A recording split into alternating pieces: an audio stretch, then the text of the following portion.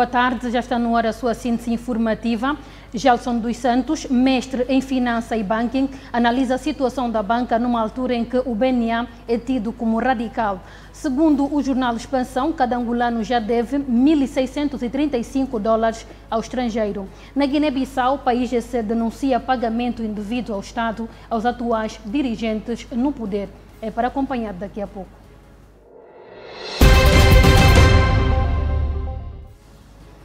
O Banco Nacional de Angola tem, nos últimos 3 anos, que converge com o período de governação de João Lourenço, tomado posições que, para alguns operadores bancários, parecem arrogantes e violadoras da legislação do setor financeiro. Em janeiro de 2019, por exemplo, o Banco Central angolano revogou a licença do Banco Postal e do Banco Mais, ambos com ligações à família do antigo presidente José Eduardo dos Santos. Na ocasião, o BNA justificou a decisão com o facto de as referidas entidades financeiras não terem cumprido com o instrutivo de fevereiro de 2018, que obrigava os bancos comerciais a procederem a um aumento de capital social de 2,5 mil milhões para 7,5 mil milhões de kwanzas até dezembro de 2018. Depois destes bancos, o Banco Bank também foi encerrado depois de várias tentativas de recuperação. Em reação à medida do BNA, os então acionistas Banco Postal, a entidade financeira que mais se bateu para reverter a situação, consideraram que a decisão do BNA era política e que nada tinha a ver com preocupações financeiras. Os referidos acionistas aclararam ainda que o banco tinha um rácio de solvabilidade superior ao mínimo exigido pelo BNA, na ordem dos 67,51%, muito além dos 10% impostos pelo regulador. Para além disso, o Banco Postal garantiu que o incumprimento do crédito, no seu caso, é de 0 e que o rácio de liquidez chega aos 303%, quando o mínimo exigido é de 100%, e que estava em curso uma operação de âmbito internacional de 3,8 mil milhões de kwanzas para que o capital social do banco atingisse os 7,5 mil milhões de kwanzas. Nestes termos, segundo os acionistas do Banco Postal, o regulador, que é o BNA, não deve revogar licença, mas sim sancionar a entidade com a aplicação de uma multa. Meses depois dessas medidas quase que inéditas no setor bancário nacional, o governo criou o Prodese que, face ao incumprimento das regras por parte dos bancos comerciais, o BNA tem aplicado multas. Em julho de 2020, por exemplo, o Banco Nacional de Angola instaurou processos de contravenção e aplicou sanções no valor global de 442 milhões de kwanzas a 13 bancos comerciais por não terem concedido créditos a investidores do setor da economia real. Os bancos justificam a não concessão de crédito a alguns investidores da economia real porque muitos têm apresentado projetos com elevado risco de incumprimento. Mas o BNA insiste que os bancos devem religiosamente cumprir com as exigências. Hoje, entretanto, o país acordou com mais uma informação pesada para o setor financeiro. O Banco Nacional de Angola aplicou entre outubro e dezembro do ano passado um total de 96 processos sancionatórios contra bancos e 29 contra outros operadores financeiros, totalizando 125 processos. Os dados só agora foram divulgados. Entretanto, para analisar todo este imbróglio à volta do setor financeiro, temos daqui a pouco o comentarista Gelson dos Santos, ele que é mestre em Finança e Banking, que vai falar um pouquinho sobre este assunto. É para daqui a pouco.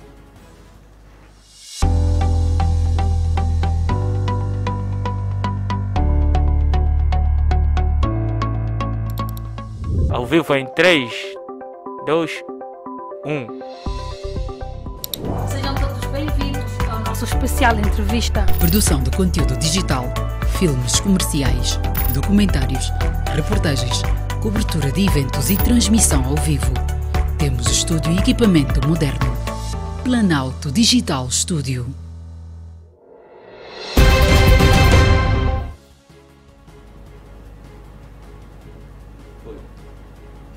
Já estamos de volta, está comigo agora o Gelson dos Santos, ele que é mestre em finança e banking, para então comentar sobre este assunto numa altura em que o BNA é tido como radical. Muito bom dia, boa tarde, Gelson, e seja bem-vindo à Síntese Informativa. Boa tarde, senhora jornalista. Muito obrigado pelo convite da vossa instituição.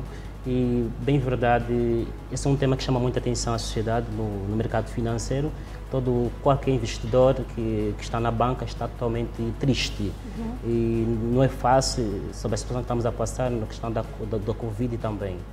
É verdade. Diante deste imbróglio todo, em que o BNA é tido como radical, como é que olha o atual comportamento do mesmo, do Banco Nacional de Angola? Aqui tem duas coisas que temos que analisar. BNA como uma instituição estatal e o BNA como um árbitro. Nós estamos diretamente a um campo de futebol onde encontra um árbitro que tem que tomar medidas, algumas ações que os jogadores estão a praticar. Aqui o BNA estabelece uma norma que toda qualquer instituição financeira regularizada no nosso mercado deve ter um valor de capital, né, inicial para que possa executar as suas tarefas dentro do mercado financeiro. Só que o BNA deu um time pequeno e aquelas grandes instituições não conseguiram, algumas instituições, né, que temos no país não conseguiram cumprir com os seus time. Então foi a questão do colapso de algumas instituições financeiras, com alguns bancos que eu não posso citar aqui. Não conseguiram cumprir com essas medidas, exigências impostas pelo BNA. Lógico, porque é assim. Bem verdade que o mercado financeiro é um trampolim para uma economia. Quando estamos a falar de mercado financeiro, estamos a falar de um processo muito amplo, onde vai que nós estamos a aplicar valores que é valor de um país. Vamos tentar analisar desse jeito. Imagina que o BNA não seria uma mão pesada para a economia, para o mercado financeiro de Angola. Eu acho que devemos ver sempre na questão do antigo governo, que as pessoas criam bancos, mas não tinham capital inicial para criar um banco. O BNA só está a fazer aquilo que é importante fazer para dar quê? Para dar credibilidade ao mercado financeiro angolano, porque o mercado financeiro angolano é um mercado não bem estabilizado. Hoje estamos a buscar outro processo do mercado financeiro. Certo. Gelson, há quem defende que o Prodese é um mau negócio para os bancos. Partilha da mesma opinião? Partilho. Por que eu partilho disso? Vamos falar, eu como um acionista de um banco, o Estado vem com as suas normas, diz-me assim para mim, eu tenho que dar o crédito numa percentagem de 7% de margem de juros. Mas eu sei bem verdade que eu vou dar um crédito, porque o crédito é um investimento que eu passo a uma terceira pessoa. Eu tenho que ser mais visionário daquilo que estou a aplicar. Que é que jeito? Imagina que o Estado me estabelece que 7% de valor que eu tenho que passar a crédito à pessoa, à própria empresa. Só que, diretamente, essas empresas não têm grande fundo de garantias ou não têm garantias para dar ao próprio banco. Diretamente estamos em quê? Vamos parecer como foi outro banco estatal, que foi, nesse momento, a base da falência. Por quê? Porque não tem como, tem todo o crédito parado e não tem como se submeter para esses créditos. Eu concordo com isso, porque eu acho que o processo seria ser reestruturado melhor ainda. Eu teria que ser o Estado a injetar dinheiro na economia, injetar dinheiro no mercado financeiro, passava aos bancos comercial e passava com uma taxa menor. Aí sim, diríamos que os bancos podiam ser como diz no processo econômico, o anjo da guarda, passa a guardar o interesse do Estado. Passa o Estado o valor aos bancos, os bancos vão gerenciar os valores para as pessoas singulares ou pessoas coletivas. Okay. Em relação ao Prodese e Gelson, acha que o governo devia criar um mecanismo de assumir junto dos bancos os incumprimentos, neste caso dos clientes, no âmbito do Prodese, para que a banca comercial não tenha receios de conceder o crédito? Eu concordo com isso. Concordo com isso porque, vamos lá ver, eu sou investidor, estou dentro do mercado e eu sei que estou a investir, futuramente tenho que ter lucro daquilo que invisto. Certo. Imagina que as pessoas estão a vir buscar crédito na banca, não é? E eles não têm capacidade para reembolsar esse valor. Eu tenho, como CEO de uma banca, eu tenho responsabilidade de dar né, informações aos grandes maioritários que são os sócios da banca. Agora, quando o governo vinha com a sua mão de ajuda, de que jeito? Eu vou assumir a responsabilidade vamos imaginar que os bancos vão investir 3 mil milhões de dólares para dar às pessoas singulares e às pessoas coletivas. O governo diz assim para ti, aos bancos, olha, se esse dinheiro foi aplicado, não conseguimos reter de novo, o Estado vai vir dar uma percentagem. Para quê? Para ter o equilíbrio financeiro da própria bancos. Aí sim, os bancos iriam negociar diretamente. Porque muitas das vezes, o que é que os bancos não passam? Muitas das vezes os projetos não são muito bem eficazes. Muitas das vezes, mesmo esse projeto, mesmo as pessoas que estão a vir buscar de crédito, não têm perfil para dar um crédito.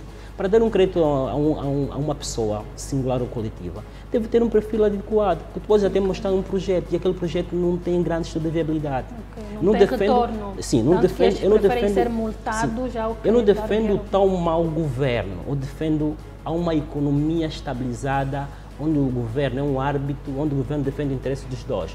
É um que é jogador e um que é o árbitro, que é o governo. E tem a terceira pessoa que é o investidor. Então o Estado deve ser uma relação direta com essas duas pessoas que estão a jogar. Okay. Mesmo já para nós fecharmos aqui a nossa conversa, o que é que deve ser feito para se reduzir o excesso de multas que se tem verificado no setor financeiro? Aqui tem duas coisas, dois princípios fundamentais.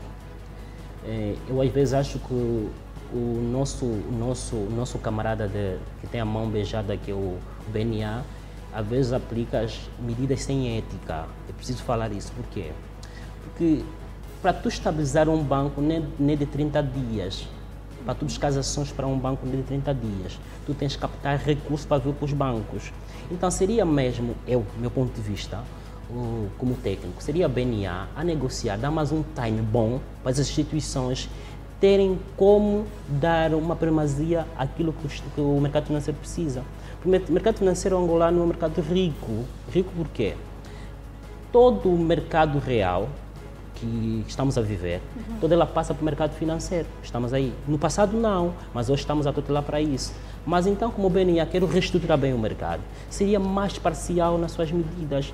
Porque eu como dono de uma instituição, prefiro que o banco multa a minha empresa, que eu pago 30 tal milhões de kwanza, não perder $1 milhão a investir a uma pessoa singular ou coletiva. Aí então não se teria como um investidor. Mas a medida que o Estado vai tomar deve ser uma medida mais eficaz, mais equilibrada, para todo mundo ganhar. É aquela questão de ganha-ganha, não é? Portanto, é que todo mundo saia a ganhar. Muito obrigada, Gelson dos Santos. Esperamos contar consigo nas próximas oportunidades. Tá, eu agradeço, então. Tá, boa continuação. Bem, foi então a nossa conversa com o Gelson dos Santos, ele que é mestre em finanças e banking, esteve aqui a conversar conosco sobre a situação da banca numa altura em que o BNA é tido como radical. Nós voltamos daqui a pouco com mais informação.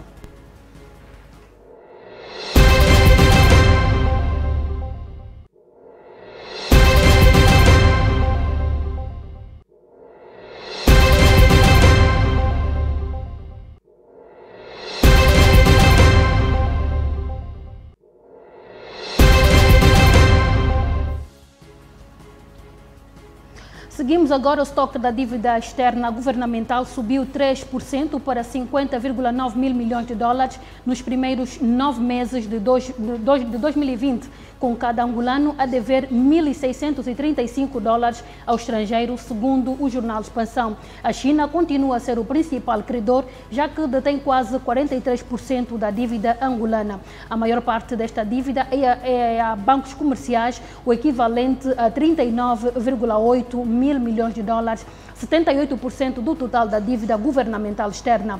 O restante está dividido por dívida bilateral, ou seja, Estado a Estado, com cerca de 5,5 mil milhões de dólares, e multilateral, ou seja, a instituições internacionais, com a dívida a ascender a 5,6 mil milhões de dólares. A dívida governamental a instituições internacionais disparou 28,9% desde o final de 2019, equivalentes a pouco mais de 1,4 mil milhões de dólares, traduzindo-se do desbloqueio das tranches do Fundo Monetário Internacional ao abrigo do Programa de Financiamento Ampliado, mas também de financiamentos do Banco Mundial. Desde o início da crise de 2014, o estoque de dívida pública externa já aumentou 41,8%, passando dos 35,9 mil milhões de dólares para os atuais 5,9 mil milhões. Naquele ano, Angola tinha cerca de 25,7 milhões de habitantes, o que, contas feitas, significa que cada um deles devia 1.397 dólares ao estrangeiro. Em quase 6 anos, a dívida por habitante disparou quase 17% para os atuais 1.635 dólares. Entretanto, este é um assunto que nós vamos continuar a acompanhar e vamos voltar a falar.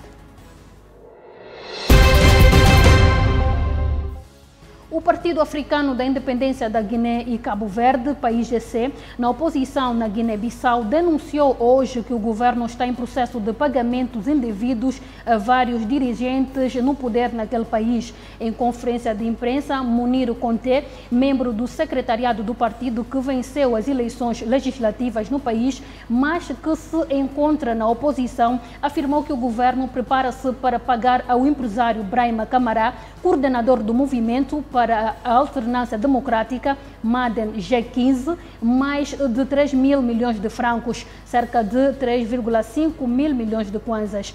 O Maden G15 é o segundo partido mais votado nas últimas eleições legislativas, mas atualmente faz parte do governo que constituiu com outras forças políticas. Na mesma ocasião, o advogado do PAIGC precisou que, para já, o governo pagou o Brahima Camará cerca de 500 milhões de francos e que informações de que o PAIGC dispõe apontam que o resto será liquidado assim que houver disponibilidade no Tesouro Público. De referir que Brahima Camará é dono de um hotel e de um grupo comercial que opera essencialmente no setor do caju, principal produto agrícola e de exportação da Guiné-Bissau.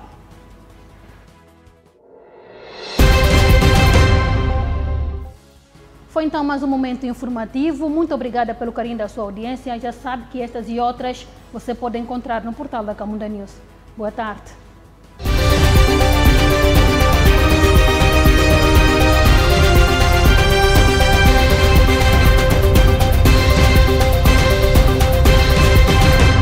Camunda News, informação atualizada e cidadania.